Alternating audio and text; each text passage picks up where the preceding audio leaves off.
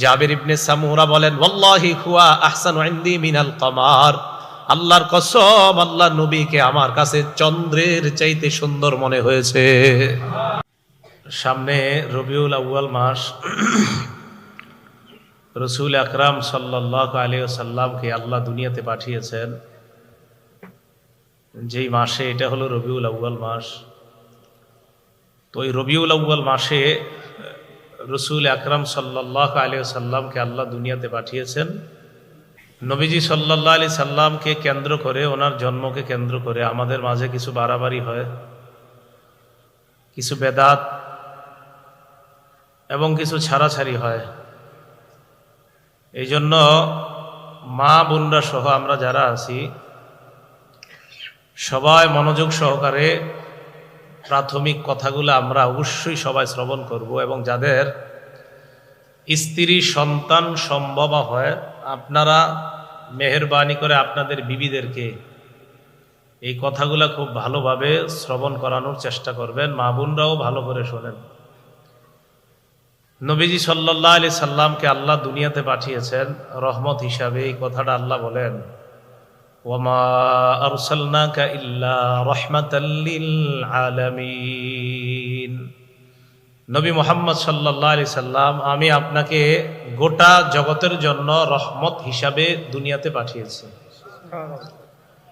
নবীজি সাল্লাল্লাহু আলাইহি সাল্লাম দুনিয়াতে আগমন করলেন, আল্লাহ যে ওনাকে সৃষ্টি করলেন, মাথা থেকে পা পর্যন্ত নবীজি কেমন ছিলেন সামান্য একটু বর্ণনা আমরা শুনে নিব।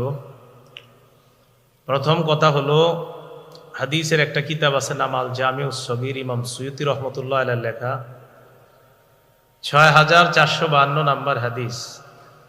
এই হাদিসের মধ্যে আসছে, কানান নবিয়্যু সাল্লাল্লাহু আলাইহি ওয়াসাল্লাম আবয়াদা কাআন্নামা সিগা মিন ফিদ্দা। রসুল আকরাম সাল্লাল্লাহু আলাইহি সাল্লাম এতটা সৌন্দর্যময় ছিলেন যেন রূপা দ্বারা নবীজির দেহটাকে গঠন করা হয়েছে। কি দ্বারা? রূপা। মা বোনদের পেটে যখন সন্তান থাকবে নবীজিকে নিয়ে ভাববে, সিনেমা নাটক না দেখে, নবীজিকে যেন রূপা দ্বারা তার দেহটাকে সাজানো হয়েছে। এক নাম্বার, নবীজির মাথা মুবারক।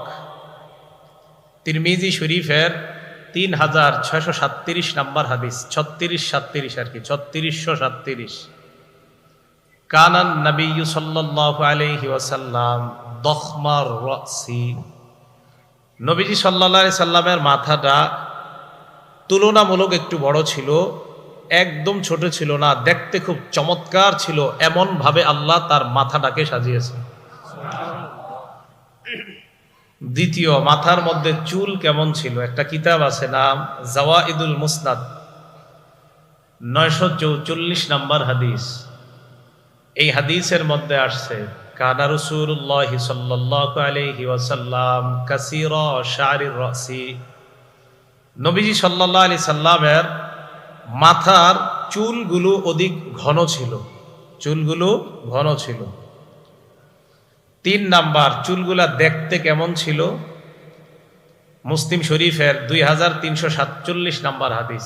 আমাদের মাদ্রাসার পাঠ্যপুস্তক অনুযায়ী লা বিল জাদিল কাতিতি, নবীজির চুল মুবারক একবারে কোকড়ানো ছিল না, ওয়ালা বিসাবতি, একদম লম্বাও ছিল না। নবীজির চুল মুবারক কোকড়ানো ছিল না, লম্বাও ছিল না। তাহলে কেমন ছিল? আল জামিউস সগীর 6452 নাম্বার হাদিসে আসছে, কানা রাসূলুল্লাহি সাল্লাল্লাহু আলাইহি ওয়াসাল্লাম রাজিলা শা'রি। নবীজির চুল মুবারক গুলো এমন সুন্দর ছিল, হালকা ঢেউ খেলতো মাথার মধ্যে চুলগুলো। এই চুলের মধ্যে স্মৃতি হতো কিভাবে?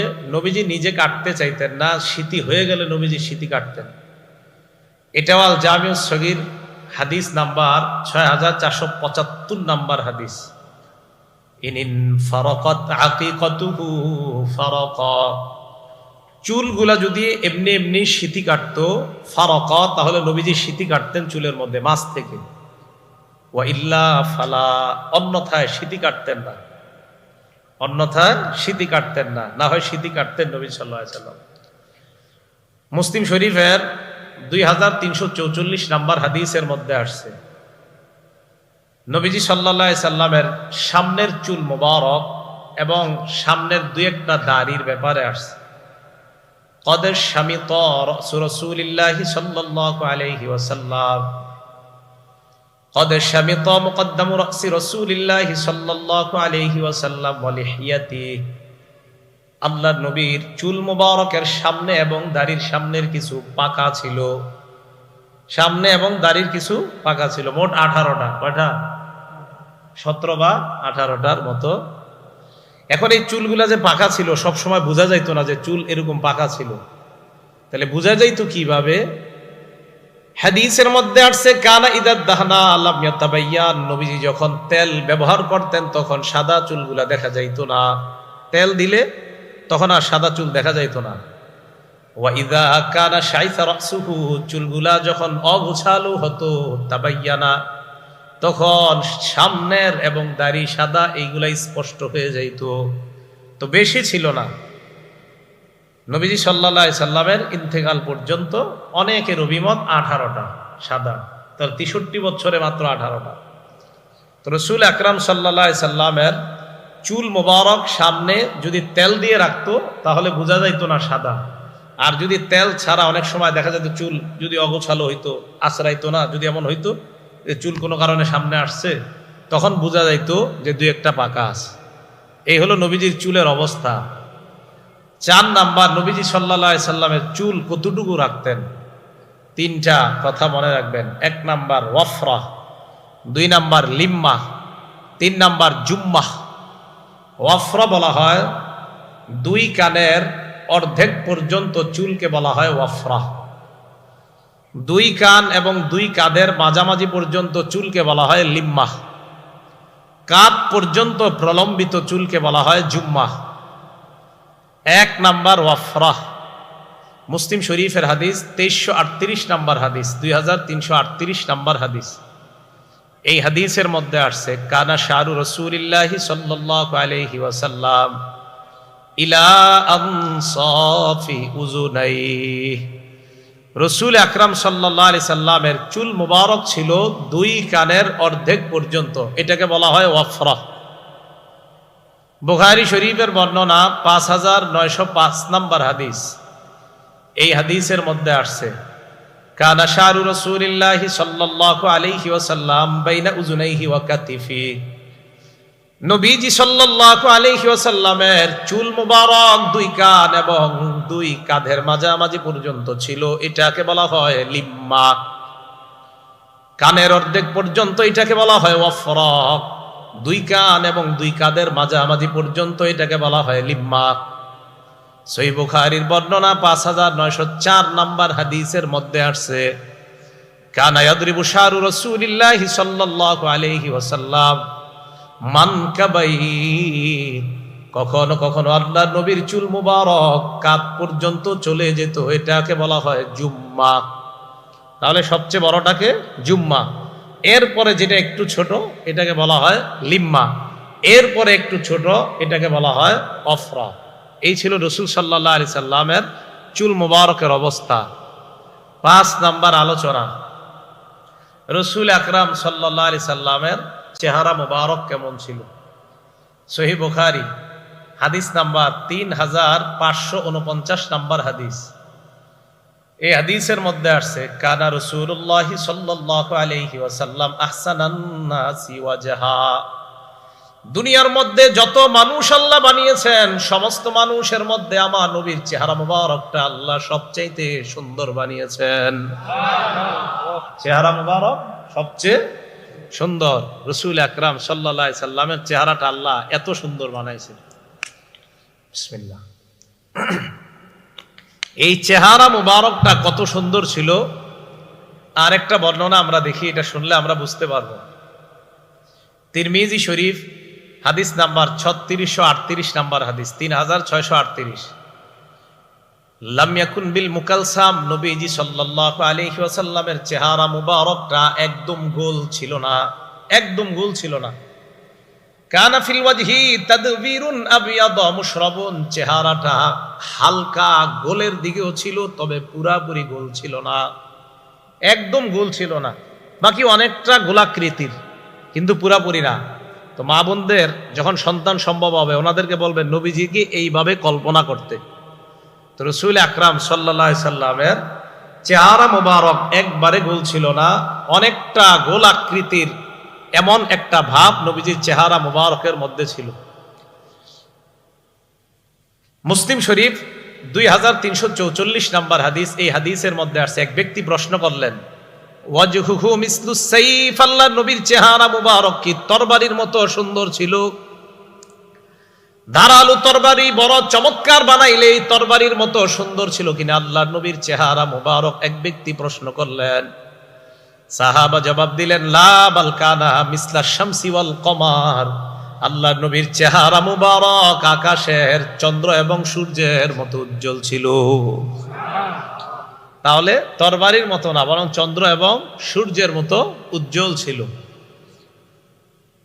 তিরমিজি শরীফের 2811 নম্বর হাদিস, এই হাদিসটা মনে রাখবেন। জাবির ইবনে সামুরা রাদিয়াল্লাহু তাআলা আনহুর বর্ণনা, নবীজির সাহাবা, তিনি বলেন, রাআইতু রাসূলুল্লাহি সাল্লাল্লাহু আলাইহি ওয়াসাল্লাম, আমি আল্লাহ নবীর চেহারা মুবারকের দিকে তাকাইলাম, নবীর দিকে তাকাইলাম, তাকানোর পর ফাজালতু আনজুরু ইলা রাসূলিল্লাহি ওয়া ইলাল কমার, আমি আল্লাহ নবীর দিকে একবার তাকাই, আবার আকাশের চাঁদের দিকে তাকাইতে লাগলাম। জাবির ইবনে সামুরা বলেন, ওয়াল্লাহি হুয়া আহসানু ইনদি মিনাল কমার, আল্লাহর কসম, আল্লাহ নবীকে আমার কাছে চন্দ্রের চাইতে সুন্দর মনে হয়েছে। আল জামিউস সগীর হাদিস নাম্বার 6475 নাম্বার হাদিসের বর্ণনা, ইয়াতালাল্লা ওয়াজহুহু তালাদুল কমারি লাইলাতাল বাদরি, পূর্ণিমার চাঁদের রাতে চন্দ্রটা যেমন সুন্দর দেখা যায়, আল্লাহ নবীর চেহারা মুবারকটা পূর্ণিমার চাঁদের মতো এমন সুন্দর লাগতো। আকাশের পূর্ণিমার চাঁদটা যেমন সুন্দর, রাসূল আকরাম সাল্লাল্লাহু আলাইহি সাল্লামের চেহারা মুবারকটা এত সুন্দর করে আল্লাহ বানিয়েছেন। এগুলো 5 নাম্বার কথা, চেহারা নিয়ে আলোচনা। 6 নাম্বার, রাসূল আকরাম সাল্লাল্লাহু আলাইহি সাল্লামের কপাল কেমন ছিল? এটাও আল জামিউস সগীর হাদিস নাম্বার 6475 নাম্বার হাদিস। কানা রাসূলুল্লাহি সাল্লাল্লাহু আলাইহি ওয়াসাল্লাম ওয়াসিআল জাবিন, নবীজির কপাল মোবারক প্রশস্ত ছিল। কপাল কি ছিল? প্রশস্ত, অন্যদের চাইতে প্রশস্ত ছিল। দেখলে আল্লাহ রসুলকে নেতৃত্ব দিতে পারেন, দেখলেই নবীজিকে এমনটা মনে হইতো। এইগুলো কপালের কথা 6 নাম্বার। 7 নাম্বার, কপালের নিচে দেখেন ভুরু আছে, আসেনি? এই যে ভুরু 7 নাম্বার, এটা আল জামিউস সগীরের মধ্যে আছে 6475 নাম্বার হাদিসের বর্ণনা। হাদিসের মধ্যে আছে, কানা রাসূলুল্লাহি সাল্লাল্লাহু আলাইহি ওয়াসাল্লাম আযাজ্জাল হাওয়াজিব, আল্লাহর নবীর ভুরু মুবারক গুলা ছিল ঘন, সরু ছিল। মিন গায়রি করনিন, 2 ভুরুর মাঝখানে ফাঁকা ছিল, একটা আরেকটার সাথে মিলিত ছিল না। এবার তাকান, বাইনাহুমা ইরকুন, 2 ভুরুর মাঝখানে একটা রগ ছিল। ইউদিররুহুল গদব, আল্লাহর নবী যখন রাগ করতেন, রাগ করলে 2 ভুরুর মাঝখানের রগটা ফুলে যাইত। আল্লাহ জানে কেমন দেখা যাইত। যদি স্বপ্নে কেউ দেখেন জানায় দেন আমারে, হ্যাঁ, যে নবীজিরে হুজুর স্বপ্নে দেখছি রাগ হয়েছে নবীজি, তো নবীজির 2 ভুরুর মাঝখানে একটা রগ ছিল, এই রগটা নবীজির রাগ ফুলাইয়া দিত। নিশ্চিত আমার নবীরে বড় চমৎকার লাগতো ওই সময়, যে নবীজি সাল্লাল্লাহু আলাইহি সাল্লামের এই জায়গার আপনার একটা রগ, এটা ফুলে উঠতো। এগুলো 7 নাম্বার, 2 ভুরু। 8 নাম্বার, নবীজি সাল্লাল্লাহু আলাইহি সাল্লামের চোখ মুবারক, দেখেন এই চোখ, এটাও আল জামিউস সগীরের মধ্যে ইমাম সুয়ুতি রহমতুল্লাহি আলাইহি আনছেন, 6475 নাম্বার হাদিসের মধ্যে আনছেন। তিনি বলেন, রাসূল আকরাম সাল্লাল্লাহু আলাইহি সাল্লামের এই চোখ মুবারকের বর্ণনা উনি এইভাবে দিলেন, আশকালাল আইনাইন, আল্লাহ নবী সাল্লাল্লাহু আলাইহি সাল্লামের চোখের এই পাশগুলা দিয়ে, এইগুলা দিয়ে একটু লালিমা লালিমা ভাব ছিল, আবার দীর্ঘ ছিল। দেখলেই মনে হতো, চোখটার দিকে তাকাইলেই মায়া মায়া লাগতো। চোখের দিকে তাকাইলে কি লাগতো? মায়া লাগতো। একটা কিতাব আছে সহিহুল আদাবিল মুফরাদ, নাসিরউদ্দিন আলবানী রহমতুল্লাহ আলাইহির লেখা। এই কিতাবের 988 নাম্বার হাদিস, এখানে আসছে, কানা রাসূলুল্লাহি সাল্লাল্লাহু আলাইহি ওয়াসাল্লাম আযীমাল আইনাইন, আল্লাহর নবীর দুই চোখ মুবারক আল্লাহ এমন ভাবে সাজিয়েছেন, জান্নাতের মধ্যে হুরদের চোখ যেমন ডাগর ডাগর চক্ষু বিশিষ্ট হুর আল্লাহ বানিয়েছেন, আমার নবীর দুই চোখ আল্লাহ দুনিয়াতে থাকতেই ডাগর ডাগর চোখ বানিয়ে দিয়েছেন। দুই চোখ মুবারক ছিল ডাগর ডাগর চক্ষু বিশিষ্ট, আজিম আল আইনাইন। তিরমিজি শরীফের বর্ণনা, 3638 নম্বর হাদিসের বর্ণনা, কানা রাসূলুল্লাহ সাল্লাল্লাহু আলাইহি ওয়াসাল্লাম আদআজাল আইনাইন, আল্লাহ রাসূল সাল্লাল্লাহু আলাইহি ওয়াসাল্লামের চোখের মণি ছিল কালো। চোখের মণি কেমন ছিল? কালো। চোখ ছিল ডাগর ডাগর, চোখের মণি ছিল কালো। পাশ দিয়ে যখন তাকাইতো একটা মায়া মায়া লাগতো, অনেকটা লালিমা ভাব ছিল, পুরোপুরি না। আবার চোখের পাশটা ছিল আপনার বড় বড়, চোখ একদম ছোট ছিল না, আবার অনেক বড় ছিল না, বরং এমন ছিল যার চোখের দিকে তাকাইলেই যে কেউ তার চোখের মায়া পড়ে যেত। এত সুন্দর করে আল্লাহ রসুলের চোখ আল্লাহ বানিয়েছেন। এগুলো 8 নাম্বার কথা। 9 নাম্বার দেখেন, চোখের পরে নাক। এই নাক কেমন ছিল? কানা আকনাল আইনাইন, আল্লাহ নবীর নাক মুবারক হালকা উঁচু ছিল। লাহু নূরুন ইয়ালু, নাকের দিকে তাকাইলে মনে হইতো এই জায়গা থেকে নূর চমকায়। এখানে আকনাল আইনাইন লাহু নূরুন ইয়ালু, এখানে তাকাইলে মনে হতো নূর চমকাইতেছে। তো রাসূল আকরাম সাল্লাল্লাহু আলাইহি সাল্লামের এটা হলো নাক মুবারক। 10 নাম্বার, নবীজি সাল্লাল্লাহু আলাইহি সাল্লামের গাল মুবারক কেমন ছিল? সাহলাল খদ্দাইন, আল্লাহ নবীর গাল মুবারক ছিল সমান, বেশি গোস্তওয়ালা ছিল না। আবার একদম গাল দুই পাশে লেগে আছে এমন না, মাঝামাঝি টাইপের, দেখতে অনেক সুন্দর, এমন দুইটা গাল আল্লাহ তাকে দান করছেন। 11 নাম্বার, নবীজির দাঁত মুবারক কেমন? মুফাল্লাজাল আসনান।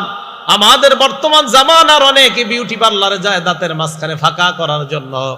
হাদিসের মধ্যে আসছে তাদের উপর আল্লাহর অভিশাপ, আল্লাহ নবীর অভিশাপ। তবে আমার নবীর আলাদাভাবে দাঁতের সৌন্দর্য বাড়ানোর প্রয়োজন হয় নাই। মুফাল্লাজাল আইনাইন, মুফাল্লাজাল আসনান, আল্লাহ পাক রব্বুল আলামিন তার দাঁত মুবারক গুলা হালকা ফাঁকা ফাঁকা করে বানিয়েছেন। দাঁতের মাঝে হালকা হালকা ফাঁকা ছিল। 12 নাম্বার, আল্লাহ নবীর থুতু মুবারক। থুতু মুবারক কেমন ছিল? আগে মুসনাদে আহমদের একটা হাদিস শোনেন, 18838 নাম্বার হাদিস। এই হাদিসের মধ্যে আসছে, উতিয়ান নবী সাল্লাল্লাহু আলাইহি ওয়াসাল্লাম বিদালবিম মিম্মা, নবীজির কাছে এক বালতি পানি আনা হয়।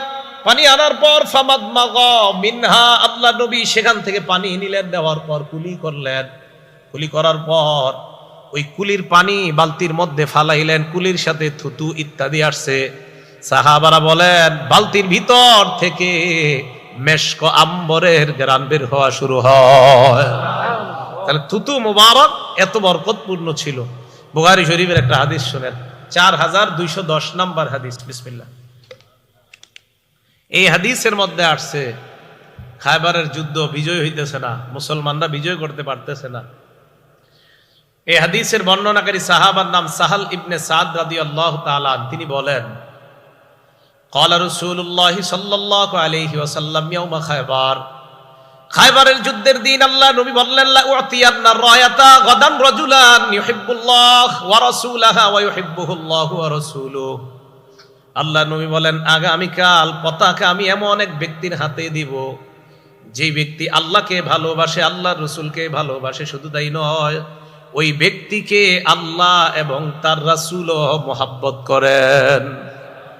যে ব্যক্তি আল্লাহ আল্লাহ রাসূলকে ভালোবাসে এবং যাকে আল্লাহ আল্লাহ রাসূল মহব্বত করে, ইফতাহুল্লাহু আলা ইয়াদাইহি, আল্লাহ নবী বলেন ওই ব্যক্তির হাতে আল্লাহ খায়বারের বিজয় দান করবেন। সাহাবারা রাতের বেলা ঘুমায় না, ফাবাতু ইয়াদুকুনা, সাহাবারা রাতের বেলা এই চিন্তায় কাটাইতে লাগলো, কারে জানি সকালবেলা আল্লাহ নবী তরবারিটা দেয়, পতাকাটা কার হাতে জানি দেয়, এই চিন্তায় রাতের বেলা সাহাবারা ঘুমায় না, পেরেশান। ফালাম্মা আসবাহু গাদাউ আলা রাসূলিল্লাহি সাল্লাল্লাহু আলাইহি ওয়াসাল্লাম, সকাল যখন হয় সবাই আল্লাহ নবীর কাছে আসলেন। নবীজি এইভাবে সবার দিকে তাকায়, তাকানোর পর আল্লাহ নবী বললেন, নবীজি সবার দিকে যখন তাকায় সাহাবারা বললেন কুল্লুহুম ইয়ারজু আইয়ুতাহা রায়া, সবার আশা আল্লাহ নবী মনে হয় আমাকে পতাকাটা দিবেন, সবারই আশা মনে হয় পতাকাটা আমাকেই দান করবেন। এদিক সেদিক তাকায় বললেন, আইনা আলী ইবনু আবি তালেব, আলী ইবনে আবি তালেব, আমার সাহাবা আলী কোথায়? সাহাবারা জবাব দিলেন, ইস্তাকি আইনাইহি ইয়া রাসূলুল্লাহ, আপনার সাহাবা আলীর চোখের মধ্যে সমস্যা, তাই আজকে আসতে পারে নাই। ফারসালু ইলাইহি, আল্লাহ নবী হযরত আলীকে ডাকলেন। ডাকার পর বললেন, আলী সবাইকে ডাকলাম পতাকা দেওয়ার জন্য, তুমি কেন আসো নাই? বলে আমার চোখের মধ্যে সমস্যা। ফাবাসাকা ফি আইনাই, হযরত আলীর চোখে আল্লাহ নবী থুতু মুবারক লাগায় দেয়। থুতু দেওয়ার পর হযরতে আলী ফাবারা কাআল্লাম ইয়াকুন বিহি ওয়াজাউন, এমন ভাবে সুস্থ হয়ে যায় মনে হয় হযরত আলীর চোখে জিন্দেগিতে কোনো অসুস্থতা হয় নাই। এই ছিল নবী সাল্লাল্লাহু আলাইহি সাল্লামের থুতু মুবারকের অবস্থা। নবীজি সাল্লাল্লাহু আলাইহি সাল্লামের থুতু মুবারক এত দামি ছিল। 13 নাম্বার, রসুল আকরাম সাল্লাল্লাহু আলাইহি সাল্লামের দাড়ি মুবারক। কানা রাসূলুল্লাহি সাল্লাল্লাহু আলাইহি ওয়াসাল্লাম কাসাল লিহিয়া, নবীর দাড়ি মুবারক ছিল ঘন। বলেন তো দাড়ি মুবারক কেমন ছিল? ঘন। এটা আল জামিউস সগীরের হাদিস, 6475 নাম্বার হাদিসের বর্ণনা। 14 নাম্বার, রসুল আকরাম সাল্লাল্লাহু আলাইহি সাল্লামের এই কাঁধ মুবারক, এই যে কাঁধ মুবারক কেমন ছিল? নবীজি সাল্লাল্লাহু আলাইহি সাল্লামের কাঁধ মুবারক, এটা আল জামিউস সগীরের মধ্যে আসছে। দেখেন কি কয়, আমার নবীর কাঁধ মুবারক এত সুন্দর, কান্না উনুকাহু, গর্দান মুবারক এত সুন্দর, কান্না উনুকাহু জিদু দুমিয়াতিন ফি সাফাইল ফিদ্দা। হাদিসের মধ্যে আসছে নবীর গর্দান মুবারক এত সুন্দর, মণি মুক্তা রূপার একটা প্লেটের মধ্যে রাখলে যেমন চকচক করে, আমার নবীর গর্দান মুবারকটা আল্লাহ এমন ভাবে সাজিয়ে দিয়েছেন। এটা হলো গর্দান মুবারকের অবস্থা। 15 নাম্বার, আল্লাহ নবীর সাহাবা বলেন, মুসলিম শরীফের 2344 নাম্বার হাদিসের বর্ণনা, রাআইতুল খাতামা ইনদা কাতিফিহি, নবীজির কাঁধ মুবারকের এই জায়গায় পিঠের উপরের অংশে দেখলাম মিসলাবাইদাতিল হামামা, কবুতরের ডিমের মতো একটা ছোট্ট কি জানি দেখা যায়। জিজ্ঞাসা করলাম এটা কি? নবী জবাব দিলেন, এটাই হলো নবুয়তের মোহর, এটাই হলো মোহরে নবুয়ত। কাঁধ মুবারকের নিচে পিঠের উপরে আল্লাহ পাক কবুতরের ডিমের মতো আল্লাহ নবীর মোহরে নবুয়ত লাগায় দেয়। এই জায়গায় নবুয়তের মোহরটা আল্লাহ লাগিয়ে দিয়েছেন। 16 নাম্বার, নবীজির বুক মুবারক, হাদিসে আসছে, কানা রাসূলুল্লাহি সাল্লাল্লাহু আলাইহি ওয়াসাল্লাম আরিয়া সাদিয়াইন, এই বুকের দুই পাশে পশম ছিল না, আর বুক ছিল খুব সরু। হাদিসের বর্ণনা, কানা রাসূলুল্লাহি সাল্লাল্লাহু আলাইহি ওয়াসাল্লাম আরিদাস সাদরি, নবীজির বুক ছিল সরু, নবীজির বুক ছিল আপনার এই প্রশস্ত, আর বুকের দুই পাশে বেশি পশম ছিল না। এবার দেখেন 17 নাম্বার, এই জায়গা থেকে এই জায়গা পর্যন্ত দাকিকাল মাসরুবা, আল্লাহর নবীর বুক থেকে নাভি পর্যন্ত মনে হয় খেজুর গাছের মতো ছোট্ট করে পশমের একটা রেখা দেখা যায়। এখান থেকে এই পর্যন্ত, উপরে তেমন পশম ছিল না এই দুই বুকের এই দিক দিয়া। আর পেট কেমন ছিল? পেট, এটা আল জামিউস সগীরের মধ্যে আসছে 6475, এটা 75 নাম্বার হাদিসে আসছে। পেটের ব্যাপারে আসছে, সাওয়া আল বাতনি ওয়াস সদরি, পেট এবং বুক ছিল সমান সমান, আমগো মতো পেট বড় হয় নাই।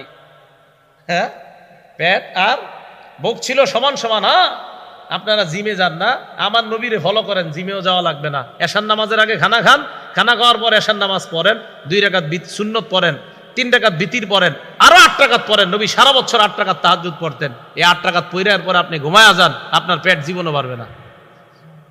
আপনি তো খান রাত 11টায়, খাইয়ে বাস পেট তো আপনারই বাড়বে। এই জন্য রসুল আকরাম সাল্লাল্লাহু আলাইহি সাল্লামের সাওয়া আল বাতনি ওয়াস সদরি, নবী সাল্লাল্লাহু আলাইহি সাল্লামের পেট এবং বুক মুবারক সমান ছিল, নবীজির পেট ভাড়া ছিল না। কত সুন্দর যেন ছিল আল্লাহ রসুল সাল্লাল্লাহু আলাইহি সাল্লাম। এটা ছিল নবীজির বুক মুবারকের অবস্থা। তিরমিজি শরীফের 3637 নাম্বার হাদিস, আলী রাদিয়াল্লাহু তাআলা আনহু কি বলে দেখেন, লাম ইয়াকুন রাসূলুল্লাহি সাল্লাল্লাহু আলাইহি ওয়াসাল্লাম বিতাওয়িলিল বাইন, নবীজি একবারে লম্বা ছিল না তাল গাছের মতো। ওয়ালা বিল কাসিরি, আল্লাহ নবী একবারে খাটো ছিলেন না, মাঝামাঝি রকমের এমন সুন্দরভাবে আল্লাহ নবীকে বানিয়েছেন। মুতাদিলাল খালকি, সৃষ্টির মধ্যে সবচাইতে সুন্দর যে সৃষ্টি, এমন ভাবে আল্লাহ নবীকে আল্লাহ বানিয়েছেন। দখমাল কাতিফাইন ওয়াল কদামাইন, হাত এবং পা মুবারক গুলা ছিল মাংসালু। দখমাল কারাদিস, জোড়াগুলা ছিল মাংসালু, শক্তিশালী। আমার লাগে একটু মুসাফা করে হুজুর। এই মুসাফা করলে, কেউ যদি মুসাফা করতো মনে হইতো নবীজির হাত মুবারক একদম নরম, আর যখন তরবারি ধরতেন আমার নবীর হাত মুবারকের চাইতে এমন সাহসী যোদ্ধার আর কারো হাত ছিল না।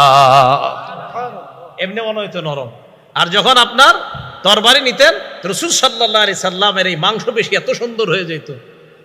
দখমাল কারাদিস, জোড়াগুলাও আল্লাহ এত সুন্দরভাবে রাসূল সাল্লাল্লাহু আলাইহি সাল্লামের হাত পায়ের জোড়াগুলাও আল্লাহ এমন সুন্দরভাবে সাজিয়েছেন।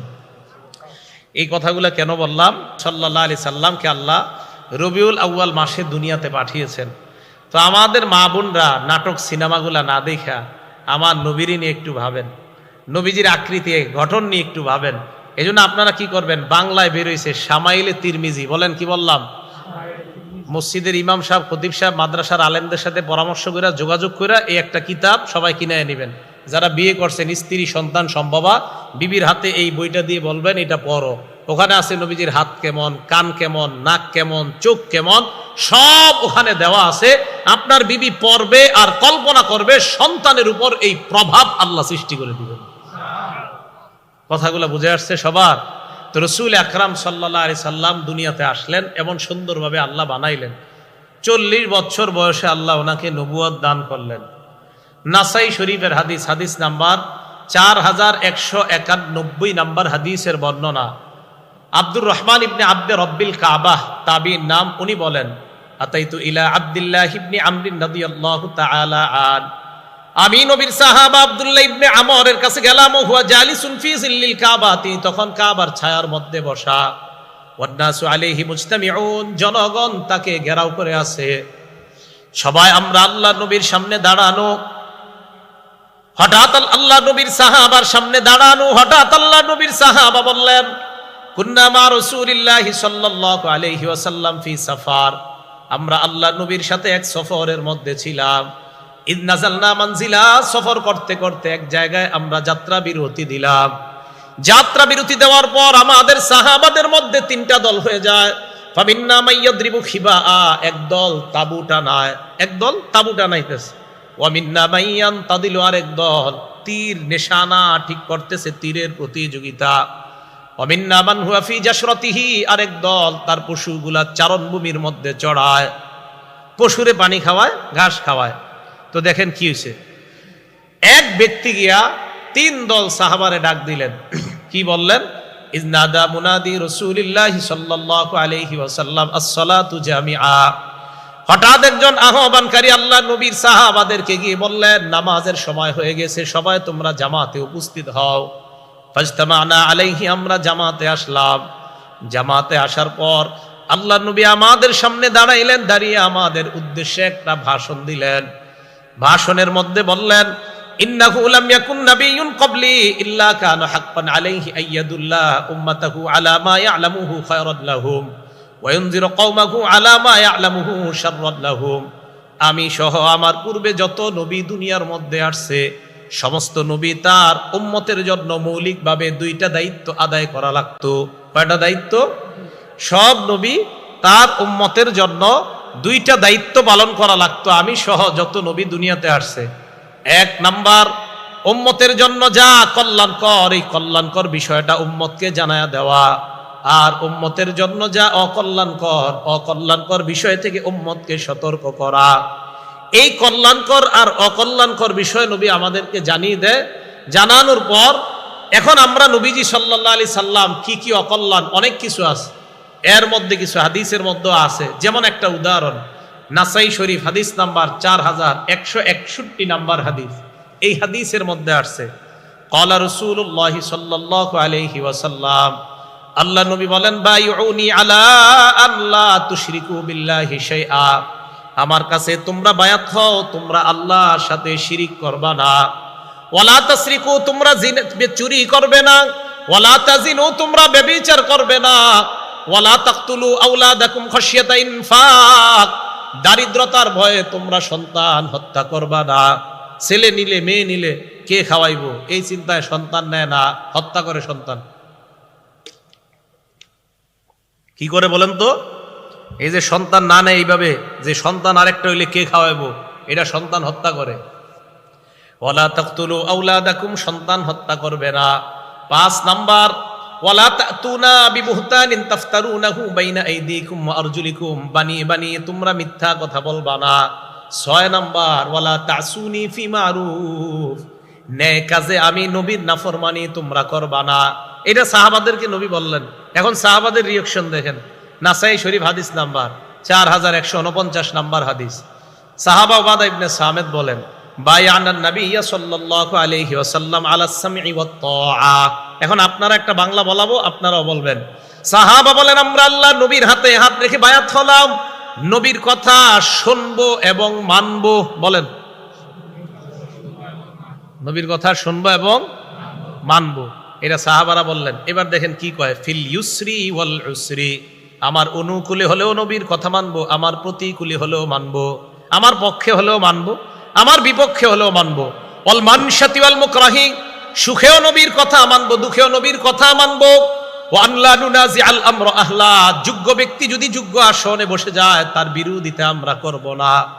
ওয়া আন নাকুমা বিল হাক্কি হাইসু কুন্না লা নাখাফু বিল্লাহি নাওমাতা লাইম, আল্লাহর রাস্তায় হক কথা বলতে গিয়ে কোন নিন্দুকের নিন্দাকে ভয় করব না। এই মর্মে আমরা আল্লাহ নবীর হাতে বায়াত হলাম, আমরা নবীর কাছে বায়াত হলাম, নবীর কথা আমরা শুনবো, নবীর কথা আমরা মানবো। তাহলে আমরা সবাই এই কথায় অঙ্গীকারাবদ্ধ, নবীর কথা শুনবো এবং নবীর কথা মানবো। তাহলে নবীরে আল্লাহ পাঠাইলেন। আবার নবী আমাদের নবুয়ত পাওয়ার পর নবী জানায়া দিলেন, প্রত্যেক নবীর 2 দায়িত্ব, কল্যাণকর বিষয়ে জানায়া দেওয়া, অকল্যাণকর বিষয় থেকে সতর্ক করা। চুরি করা অকল্যাণকর, জিনা করা অকল্যাণকর, ব্যভিচার অকল্যাণকর, হত্যা অকল্যাণকর, এই সব বিষয়গুলা জানাইলেন। আবার আমরা অঙ্গীকার করলাম, হুজুর আমরা আপনার হাতে বায়াত হলাম, বায়াত হয়ে অঙ্গীকার করলাম আমরা কোনো অন্যায় কাজ করব না। এবার দেখেন আল্লাহ কোরআনে কি বলে সূরা হাসরে, মা আতাকুমুর রাসূলু ফাখুযু, নবী তোমাদেরকে যা দেয় তা তোমরা গ্রহণ করো। ওয়া মা নাহাকুম আনহু ফান্তাহু, নবী যা থেকে নিষেধ করে তা থেকে তোমরা বিরত হও। আল্লাহ বললেন নবী যা দেয় তা গ্রহণ করো, নবী যা থেকে নিষেধ করে তা থেকে বিরত হও। এবার আমার আপনার প্রশ্ন, নবী আমাদেরকে কি দিয়েছেন? যেটা দিয়েছেন এটা আমরা গ্রহণ করব।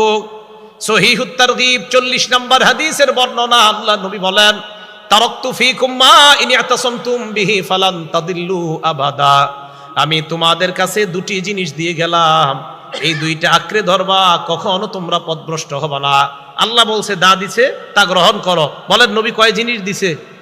2 জিনিস, কিতাব আল্লাহ, আল্লাহর কোরআন, 2 নাম্বার সুন্নাত রাসূলি, আল্লাহর নবীর সুন্নত। 1 নাম্বার কোরআন, 2 নাম্বার সুন্নত। খুব মন দিয়ে শুনেন, কোন দিকে আমি একটা গুরুত্বপূর্ণ কথার দিকে আগাইতেছি। 1 নাম্বার কোরআন, 2 নাম্বার সুন্নত। এখন বোঝা গেল আমরা কোরআন সুন্না মানবো, আর কোরআন সুন্না থেকে আমরা সব শিখবো কোনটা কল্যাণকর আর কোনটা অকল্যাণকর।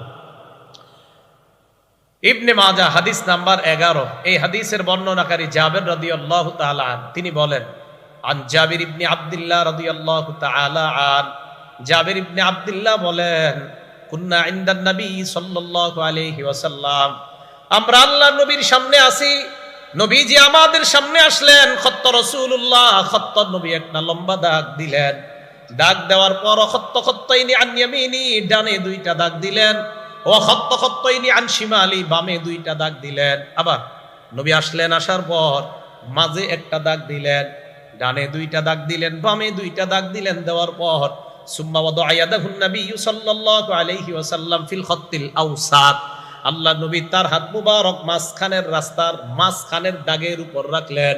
বলেন তো দাগ কি একটা দিছে না অনেকগুলা? অনেক, কিন্তু রাখছে কোনটার উপর? মাঝখানে। মাঝখানের দাগে হাত রাখার পর নবী বললেন, হাদা সাবিলুল্লাহি মুস্তাকিমা, এটাই হলো আল্লাহর সোজা রাস্তা, এটা হলো আল্লাহর সোজা রাস্তা তথা কোরআন সুন্নাহর রাস্তা। এটাই তো কোরআন সুন্নাহর রাস্তা একটা, এটা সিরাতে মুস্তাকিম। আশেপাশের রাস্তা সব শয়তানের রাস্তা, প্রত্যেক রাস্তা এক শয়তান দাঁড়ায় দাঁড়ায় আমাকে আপনাকে আহ্বান করে। বলেন কোরআন সুন্নাহর রাস্তার নাম কি? সিরাতে মুস্তাকিম। তাহলে কোরআন সুন্নাহর রাস্তা হলো মাঝের রাস্তাটা, আশেপাশের রাস্তাগুলা শয়তানের রাস্তা। কল্যাণকর আর অকল্যাণকর বিষয় জানবো থেকে কোরআন সুন্না থেকে, আর কোরআন সুন্না অনুযায়ী চলবো যেই রাস্তা, ওই রাস্তাটার নামে সিরাতে মুস্তাকিম। ইবনে মাজার 12 নম্বর হাদিস। যে মূল কথাটা আমি যেটা বলার জন্য চাইতেছিলাম, এই কিছু ওই কথার দিকে আসলাম এখন। এবার ইবনে মাজার হাদিসটা শুনেন। এই হাদিসের বর্ণনাকারী মিকদাম ইবনে মাদি কারব রাদিয়াল্লাহু তাআলা তিনি বলেন, রাসূল আকরাম সাল্লাল্লাহু আলাইহি সাল্লাম ইরশাদ করেন, ইউশিকুর রাজুলু মুত্তাকিয়ান আলা আরিকাতি। শের জামানায় কিছু মানুষ কোরআন পড়তে পড়তে এত বড় গবেষক হবে, হওয়ার পর সিংহাসনের মধ্যে বসা থাকবে আর ভাব ধরবে আমার চাইতে বড় পণ্ডিত আর দুনিয়ায় কেউ নাই। শুধু কোরআন পড়তে পড়তে অনেক বড় গবেষক হয়ে গেছে কোরআন। এবার ওই ব্যক্তির সামনে আমি আপনি আমরা কেউ গেলাম, যাওয়ার পর হাদিস পেশ করলাম, ইউহাদ্দাসু বিহাদিসিম মিন্নি, আমার হাদিস তার সামনে যখন পেশ করা হয়, ওই ব্যক্তি বলবে বাইনানা ওয়া বাইনাকুম কিতাবুল্লাহ, আমাদের মাঝে তোমাদের মাঝে আল্লাহর কোরআন থাকতে হাদিসের কি প্রয়োজন? আওয়াজ দিয়ে বলেন নাউজুবিল্লাহ। কোরআন থাকতে হাদিসের কি প্রয়োজন? বলেন আমগো কাছে নবীজি কি শুধু কোরআন দিছে না কোরআন সুন্নাহ? না, আবার আল্লাহ কইছে নবী যা দিছে এটা গ্রহণ করো। নবী দিছে কয় জিনিস? কোরআন এবং সুন্নাহ।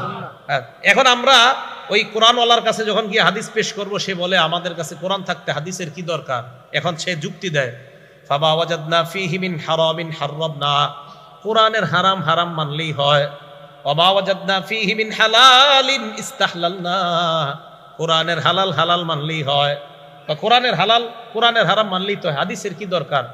নবীজি বলেন তার মুখের উপর তখন বলে দিবা, আলা ওয়া ইন্নামা হাররামা রাসূলুল্লাহ মিসলুমা হাররামাল্লাহ, নবী যা হারাম করে, নবীর হারাম করাটা আল্লাহর হারামের মতো বিধিবদ্ধ হয়ে যায়।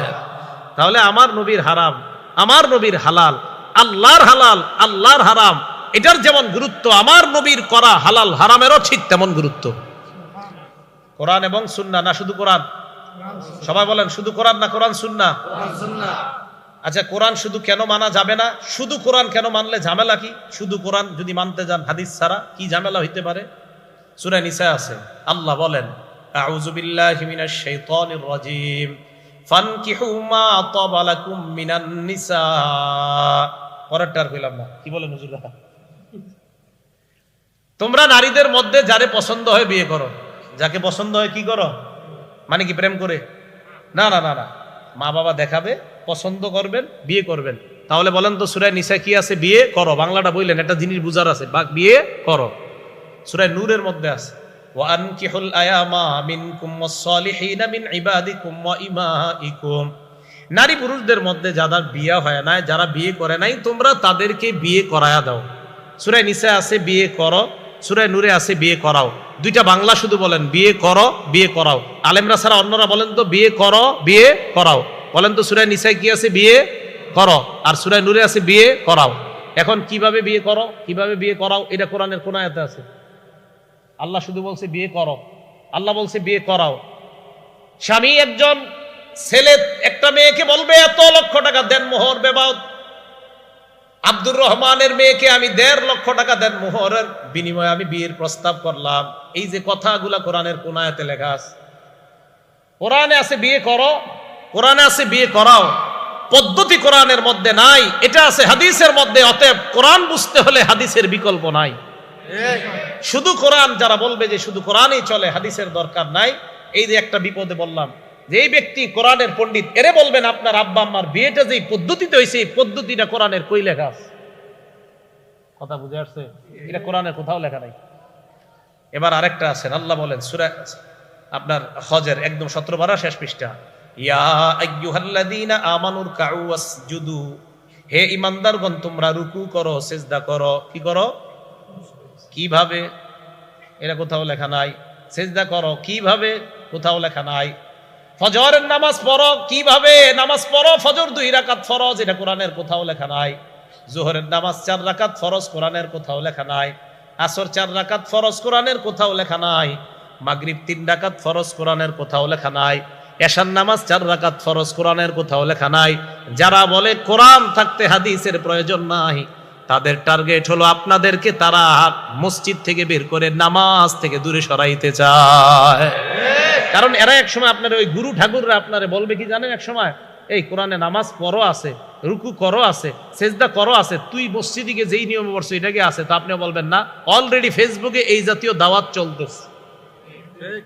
তাহলে বলেন কোরআনে আছে রুকু করো, কিভাবে করো? হাদিসে। বলবেন আপনারা কোরআনে আছে রুকু করো, কিভাবে কোথায় আছে? কোরআনে আছে সেজদা করো, কিভাবে কোথায় আছে? কোরআনে আছে বিয়ে করো, কিভাবে এটা কোথায় আছে? কোরআনে আছে বিয়ে করাও, কিভাবে করাবা কোথায় আছে? তাহলে শুধু কোরআন না শুধু সুন্নাহ না কোরআন সুন্নাহ? মাশাআল্লাহ। এটাই বলছে আল্লাহ, আমার নবী যা দিয়েছে তা গ্রহণ করো, যা থেকে নিষেধ করেছে তা থেকে বিরত থাকো।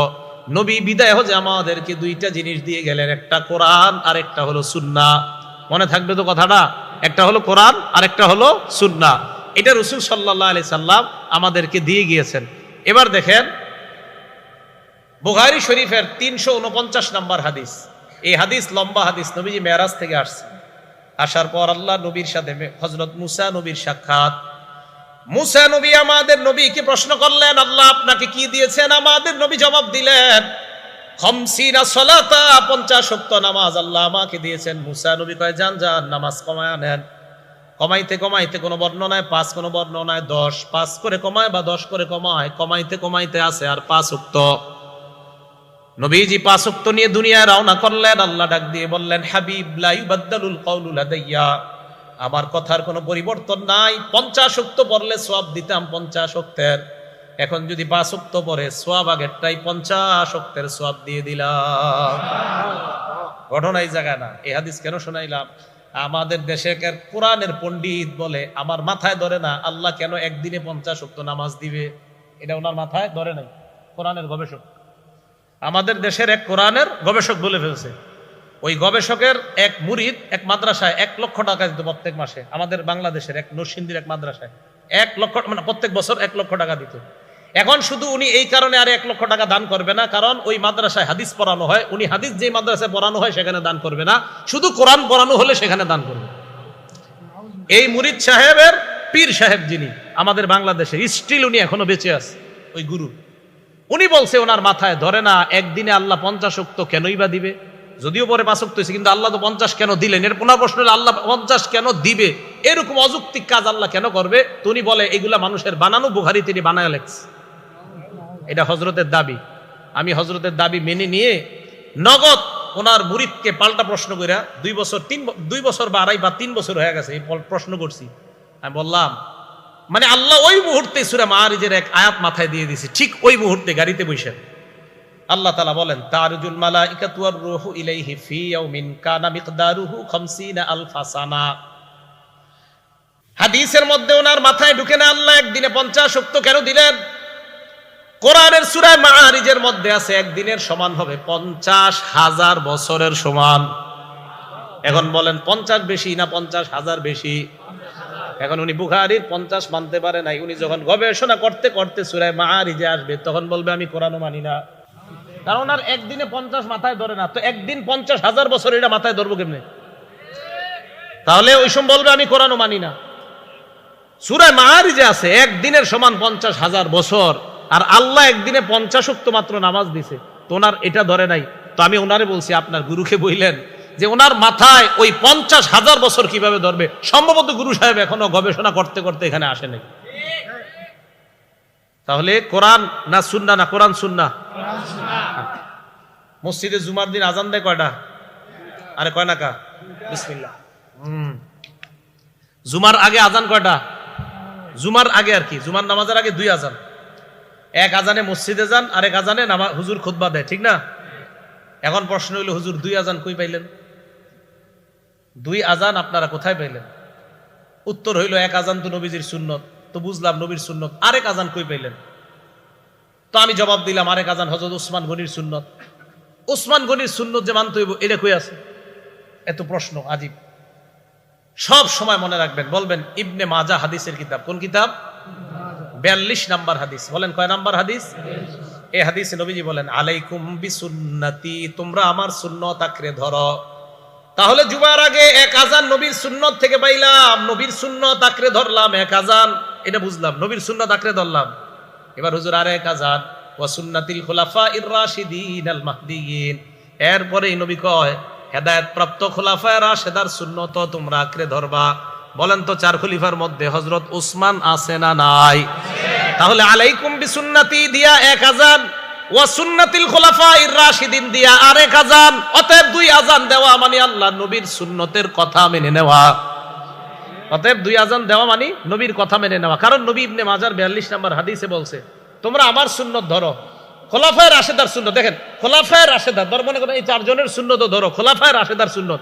তো আমার সুন্নত পালন করতে গিয়ে 1 আযান, খোলাফায়ে রাশেদার মধ্যে হযরত উসমানের সুন্নত আরেক আযান। তো উসমানের সুন্নত পালন করাও মানে নবীর কথা মানা, কারণ নবী তো বলছে আমার খোলাফায়ে রাশেদা সাহাবা যারা তাদের সুন্নত আঁকড়ে ধরো। তাহলে 2 আযান মানা মানে আল্লাহ রাসূল সাল্লাল্লাহু আলাইহি সাল্লামের কথা মেনে নেওয়া। আলেম ছাড়া অন্য যারা ঠিক কইতাছেন, বুঝা ঠিক কইতাছেন না বুঝা? বুঝা। তাহলে আলাইকুম বিসুন্নতি, তোমরা আমার সুন্নত আঁকড়ে ধরো, ওয়া সুন্নাতিল খুলাফায়ে রাশিদিন আল মাহদিয়িন, হেদায়েত প্রাপ্ত 4 খলিফার সুন্নত আঁকড়ে ধরো। হযরত উসমান গনি 4 খলিফার মধ্যে 3 নাম্বার খলিফা। তাহলে 1 আযান এই সুন্নত নবীর সুন্নত থেকে পাই, আরেক সুন্নত হযরতে উসমান গনির সুন্নত থেকে পাই। তাহলে বলেন তো আমরা ইসলামী শরীয়ত মানি কোরআন সুন্নাহ অনুযায়ী না শুধু কোরআন অনুযায়ী?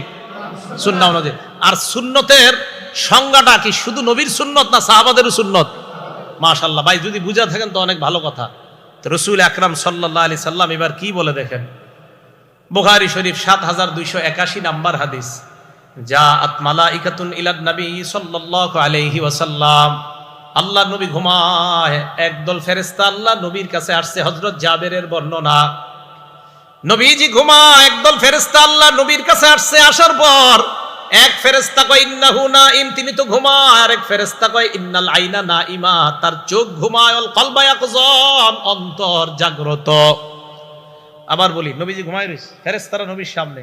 এক ফেরেশতা কয় তিনি তো ঘুমায়, আরেক ফেরেশতা কয় তার চোখ ঘুমায়, অন্তর জাগ্রত। এখন আপনারা বলেন তো, আমি যে আপনাদের এই বুখারীর হাদিস শোনাইতেছি, আমি কেমনে শোনাইতেছি? নবী না ঘুমায় রইছে? হাদিসটা নবীর না? আরে নবীজির হাদিস না তো, নবীজিরা ঘুমায় রইছে? হ্যাঁ মাশাআল্লাহ, কে কইছে এটা কলব জাগ্রত? আপনি আলেম না তো? না, এই তো পাওয়া গেছে শ্রোতা একজন, আলেম ছাড়াও একজন বুঝছে নবীর কলব তো জাগ্রত আছে, এই জন্য তো এই হাদিস আমরা জানতে পারছি। ফেরেশতা আসছে, আসার পর এক ফেরেশতা কয় তিনি তো ঘুমায়, আরেক ফেরেশতা কয় না, তার চোখ ঘুমায়, অন্তর ঘুমায় না। তো রাসূল আকরাম সাল্লাল্লাহু আলাইহি সাল্লাম ঘুমায় রইছে। এবার আরেক ফেরেশতা কয় ইন্নালি সাহিবিকুম হাযা মাসালা, এই ব্যক্তির একটা দৃষ্টান্ত আছে, ফাদরিবু লাহু মাসালা, তার দৃষ্টান্তটা দিয়ে দাও। ফেরেশতারা কয় এই যিনি ঘুমিয়ে রইছে ওনার একটা দৃষ্টান্ত আছে, এটা দাও তোমরা, এই দৃষ্টান্তটা বলো। এবার আরেক ফেরেশতা কয় ইন্নাহু নাইম, তিনি তো ঘুমায়। আরেক ফেরেশতা কয় ইন্নাল আইনা নাইমা ওয়াল কলবা ইয়াকযান, তার চোখ ঘুমায়, অন্তর ঘুমায় না। ফেরেশতারা বলতে লাগলেন মাসালুহু কামাসালি রাজুলিন বানা দার, তার দৃষ্টান্ত এমন ব্যক্তির মতো যেই ব্যক্তি একটা ঘর বানিয়েছে, ওয়াজআলা ফিহা মা'দুবাতান, ঘরের মধ্যে দস্তরখান বিছিয়েছে, দস্তরখানের মধ্যে সুস্বাদু খাবার, বাসাদাইয়া, একজন আহ্বানকারীকে বাহিরে পাঠিয়েছে আহ্বান করার জন্য, দস্তরখানের দিকে মানুষকে ডাইকে আনো। আহ্বানকারী বাহিরে আসছে, আসার পর আমাকে আপনাকে আমাদেরকে পেয়েছে, পাওয়ার পর কয় ওই ঘরের মধ্যে দস্তরখান বিছানো আছে, সুস্বাদু খাবার, তোমরা চলো। আমরা তার কথা বিশ্বাস করার ক্ষেত্রে 2 দল হয়ে গেলাম। এক দল আমরা বিশ্বাস করলাম, ঘরের মধ্যে গেলাম, যাওয়ার পর দস্তরখানের খাবার খাইলাম। হাদিসের বর্ণনা, এই ব্যক্তির কথা একদল মানছে, মানার পর আজাবাদ দাইয়া ওয়া দাখালাদ দার ওয়া আকালা মিনাল মা'দুবা, আহ্বানকারীর কথা বিশ্বাস করছে, ঘরে গেছে, দস্তরখানের খাবার খাইছে। আরেক দল তার কথা বিশ্বাস করে নাই, লাম ইয়াদখুলিদ দার, ঘরেও যায় নাই, ওয়া লাম ইয়াকুল মিনাল মা'দুবা, দস্তরখানের খাবারও খায় নাই। এটা বুঝছেন এতটুকু বাংলাটা? এক ব্যক্তি একটা ঘর বানাইছে, ঘরে দস্তরখান বিছিয়েছে, দস্তরখানে সুস্বাদু খাবার, এই খাবার সাজানোর পর আমি মনে করেন বানাইছি, তো বানানোর পর সুস্বাদু খাবার সাজানোর পর একজনকে পাঠাইলাম, যান যাদেরকে পাইবেন তাদেরকে বলবেন ঘরে মজা মজা খাবার আছে, তো যারা আসবে তারা খাবে, যারা আসবে না তারা খাইতে পারবে না। তো একজন বাহিরে এসে বলছে এই ঘরে দস্তরখান আছে, মজাদার খাবার আছে, তোমরা যারা এই মজার খাবার খাইবা তাহলে তোমরা ঘরে যারা ঢুকবা মজার খাবার খেতে পারবা, আর যারা ঢুকবা না তারা খাবার খেতে পারবা না। তো এখন একদল কথা বিশ্বাস করছে, আরেক দল করে নাই। এই ফেরেশতারা এই কথাগুলা বলতেছে। এখন এক ফেরেশতা কয় আউবিলুহা লাহু, এই যে দৃষ্টান্তটা দিলা, এই দৃষ্টান্তটা কিসের দৃষ্টান্ত, এটা একটু তাকে বইলা শোনায় দাও। এবার দৃষ্টান্ত শোনাইতে লাগলেন, কিভাবে দেখেন, ফেরেশতা বলতে লাগলেন ফাদ্দারু আল জান্নাহ, যে ঘরটা, ঘরের দৃষ্টান্ত হলো আল্লাহর জান্নাত। ঘর বানিয়েছেন আল্লাহ, জান্নাত সাজিয়েছেন আল্লাহ, দস্তরখান বিছিয়েছেন আল্লাহ, দস্তরখানের মধ্যে খাবার সাজিয়ে রাখছেন আল্লাহ। ফাদ্দাই মুহাম্মাদুন সাল্লাল্লাহু আলাইহি ওয়াসাল্লাম, আর যেই লোকটা ঘুমিয়ে আছেন উনি হলেন মুহাম্মদ সাল্লাল্লাহু আলাইহি ওয়াসাল্লাম। ওনাকে আল্লাহ পাঠিয়েছেন ওই দস্তরখানের দিকে মানুষকে দাওয়াত দেওয়ার জন্য। যেই মানুষগুলা তার ডাকে সাড়া দেয় তারাই জান্নাতে যাবে, যাওয়ার পর দস্তরখানের সুস্বাদু খাবার খেতে পারবে। আর যারা তার ডাকে সাড়া দিবে না তারা ঘরেও যেতে পারবে না, দস্তরখানের সুস্বাদু খাবার খেতে পারবে না। এবার আল্লাহ নবীর সামনে ওই ফেরেশতারা বলতে লাগলেন ফামান আতা মুহাম্মাদান সাল্লাল্লাহু আলাইহি ওয়াসাল্লাম ফাকাদ আতা আল্লাহ, যারা মুহাম্মদ সাল্লাল্লাহু আলাইহি ওয়াসাল্লামের আনুগত্য করে তারা আল্লাহর আনুগত্য করে। ওয়ামান আসা মুহাম্মাদান সাল্লাল্লাহু আলাইহি ওয়াসাল্লাম ফাকাদ আসাল্লাহ, নবীর নাফরমানি করে তারা আল্লাহর নাফরমানি করে। বলেন তো শুধু কোরআন মানার নাম কি নবীর আনুগত্য, না কোরআন সুন্নাহ মানার নাম নবীর আনুগত্য? তাহলে যারা বলবে শুধু কোরআন মানি সুন্নত মানি না, এরা রসুলকে মানে না,